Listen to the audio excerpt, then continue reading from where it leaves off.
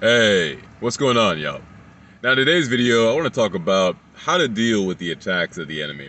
Because, in this life, especially if you're on God's perfect mission for your life, you're on retention, any kind of thing where you're consistently and never-endingly purifying yourself, when you're on that path of purification, this is where the devil wants to attack you the most. He wants to throw up everything he can against you because it's when you're here that you're serving God the most. And when you're serving God, you're creating life, you're creating goodwill, you're raising the positive energy in this universe. You know what I'm saying? There's positive and negative, and God is all that positive.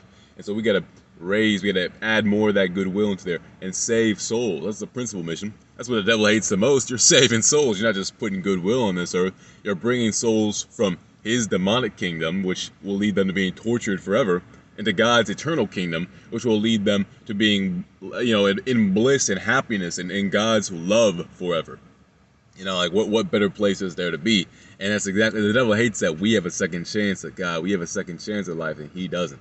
I got that from another YouTuber recently, and it's such a powerful statement. You know what I mean? The devil doesn't have another chance. The devil doesn't have another option to get back in heaven. He lost it when he first rebelled, when he accepted the authority of all things evil. But we are under the authority of all things good, and it's that allows us to laugh at these demons. Is that just allows us to laugh it off, laugh at the devil's antics, because Satan's gonna be acting up, yo. He's like a child sometimes. Like, you can kind of imagine he was a cherubim in heaven. You can imagine he's like almost like little baby angels a little bit. And it's like you can just see him when he turned against God. It's like a little child throwing a tantrum. Like, you know what I mean? The devil is just the devil's just mad, y'all. It's funny. He's just so mad, and he can't do anything against God. That's why he's so mad. He's so weak. You know what I mean? He chose to be the Lord of weakness. You know what I mean? Oh, God is the Lord of strength. And I mean, imagine that. It says in the Word that God's weakness is many times stronger than men's weakness. You know what I mean? Or God's weakness is way stronger than men's strength. And God's foolishness is wiser than men's wisdom. Like that's the power and the essence of God. I think it's Corinthians, 1 Corinthians. But it's like when we move into these situations and these times where the devil is trying us. The devil is really on our neck, and he's really just out to get right on our back. He's just out to get us and after our neck. We have to be willing to stand with the Most High God. We have to be willing to stand with the Holy Spirit, listen to what He has to say to us, so we can fight back. And when we have that, I always compare it to biblical numerology. Essentially, we have more power than the enemy does. You know what I mean? 5 with 7 is far stronger than 5 with 6. You know what I mean? And 7 will always triumph against 6. So if 6 is attacking me and I call on the power of 7, 6 has to stand down. And that's why when we walk in that authority, we don't ever have to be scared of what the devil is doing. Ever. Ever, y'all. I'm serious. Ever. The devil can throw demonic anything at you. You know what I mean? Those little tantrum and your whole house could be shaken. You know what I mean? And demons are moving all your furniture and things are sliding across. And you can still just laugh. Why? Because you have faith. You have faith in the divine God. And that shield of faith, as it says in His Word, can stop all the fiery darts of the wicked one. And so it's like, like if I'm standing with the creator of the universe and this guy that's attacking me is just a power in the universe that he created, well then I should be alright. You know what I'm saying? As long as my creator is willing to help me, and he always will be, as long as we are always willing to invite him in and so that we're under and protected by his grace, when he has the grace and he has the ability, the rights to protect us, he'll step in. He says in I think it's Psalms or Proverbs that he does not see a righteous man's seed looking for bread. You know what I mean? He's lacking bread. Like he's good. He's Jehovah Jireh. He's our provider. He's always going to provide the defense, and he's always going to be like a refuge for us in times of need and in times of trouble, as it says in Psalms 91. But it's like when we forget that, when we step outside of that truth, we start to feel these anxieties. We start to feel the fears when the devil pushes us in life. And so as opposed to having, the correct response, which is really just not taking it seriously, we get wrapped up into it. We get mixed up by it. You know what I mean? We get pulled into it and pulled into the confusion, the chaos of this stressful and perhaps strife-inducing thing. And, that's exactly where the devil wants you to be. Because when you're there, he's stolen your joy. He's taken your peace away. And when he's taking your peace away, those are the things that connect you to God's love. That represents God's love in your life. And not only God's love for you, but your love for God. When you have love for God, you're going to have faith that he is still good through this hard time. This that the devil may be throwing at you, or whatever the devil may be testing you with, that God's still going to be good and still going to help you through that.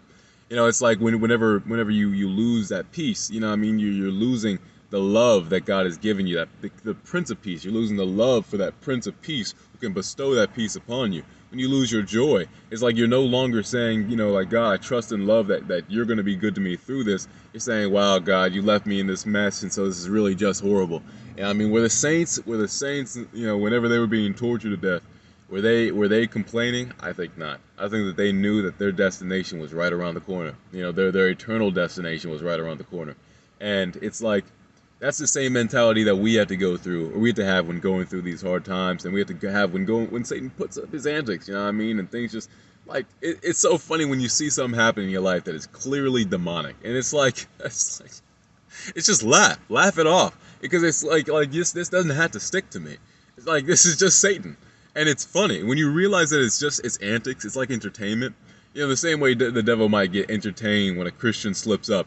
Like, I get entertained when the devil's testing and trying me. It's funny because I have the Most High God. And I know that as long as I continue to listen to the Most High God and continue to trust in his commandments and live his way for my life, I'm going to be okay. And it's like, it doesn't matter what kind of situation I get put in. And it's, listen, every time I speak stuff like this, it's funny. The devil loves to try it, brother. The devil, I already know I'm going to have more to face now. I already know I'm going to have more to face. But it's like, I'm still going to do my best to keep this mentality of, like, I have the Most High God. I need nothing else. And in fact, when I have the Most High God, this gives me the triumph over Satan, because Jesus already triumphed over you. You fool, you wicked fool, the wicked one. It's like Jesus already dominated and defeated you. And so if I let Jesus live through me, well, then you're defeated. You know what I'm saying? And so the main thing, y'all, is let God live through you. Give your life completely to God. Surrender it all and let him live through you. And then the devil's attacks can't even touch you. And just like God, you start to find it a little entertaining. You know what I mean? You start to find it just as jokes. Devil, you jokes. Because in the end, you're going down. You already went down, and then you're going down completely for good. And so, it's just like when the devil tries y'all in life, remember, this is nothing that you have to take seriously. We have the power of the Creator by our side. We have the power of everything good on our side. As it says in his word, if the Lord is with you, who could stand against you? Vengeance is mine, says the Lord. So when the devil's attacking you, just trust. God got your back, and God gonna get that get back for you. You know what I'm saying? Let God take the battle. Let God fight the battle, and he will give you the victory because he already earned it. He already took the victory from the devil, y'all. So just let him give it to you. And appreciate the love that God shines, the love that God shares. Because if it wasn't for that, we wouldn't be able to go through these hard times. If it wasn't for God's love and God's life, we wouldn't be able to just laugh off the devil's antics. If the devil was the only power and God just kind of like pulled his hands back a little bit, and let us just go through all this stuff alone, bro, we would get washed over in an instant. Like with the biblical numerology, bro, 6 is always going to triumph over 5. And, I'll close with this, y'all. The devil wants you to think that it's you. The devil wants you to lean on your own power, because when you do, when you don't acknowledge that there's a greater power up there, when you don't acknowledge that there's someone who could protect you, someone who could be your fortress and your refuge, then, you're standing out in the open. And that's exactly where Satan wants you, because he has infinite forces he can send against you to bring you down. Listen, bro, you might think you're a big bad boss, but there's one real big bad boss that will show you how big and bad he really is. And yeah, Satan is big and bad compared to us, y'all, but God is so much bigger and so much better. You know what I'm saying? God is so good. He's perfect. And that perfect goodness will always triumph over evil. It already has. And so I pray that you guys would invite that perfect goodness, that perfect love into your lives, and that you would make that a cornerstone of your very day, of your very week, of your very year, of your very life. Because when God's goodness and God's love is with you, you start showing all those fruits of the Spirit that he asks of you.